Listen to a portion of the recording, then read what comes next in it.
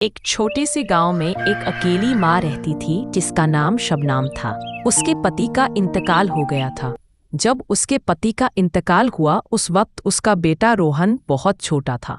शबनम ने अपने पति के बिना अपने बेटे को पालने का फैसला किया और शबनम अपने बेटे के लिए किसी भी तरह की तकलीफ नहीं देना चाहती थी।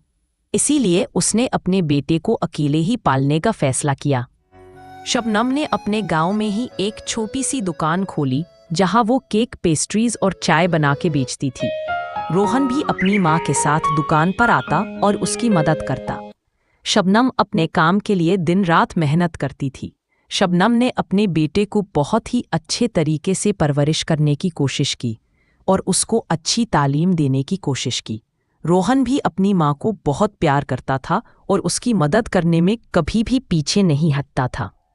जब रोहन बड़ा हुआ तो उसने अपनी माँ को कहा कि वो अपने सपनों को पूरा करने के लिए पढ़ाई करना चाहता है।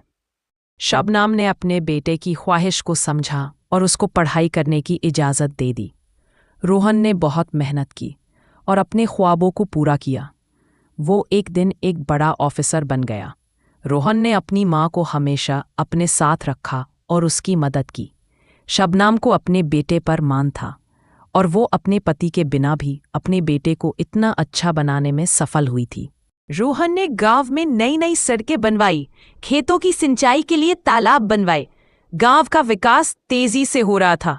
रोहन की माँ ये सब देख के बहुत खुश हो रही थी। गांव में एक नया अस्पताल भी बन गया था जहां गांव वालों को आसानी से अपना इलाज करवाने के लिए शहर नहीं जाना पड़ता था। रोहन ने गांव के किसानों को फसल को सही तरीके से बेचना और उनको सही कीमत पे शहर में बेचने के तरीके बताए।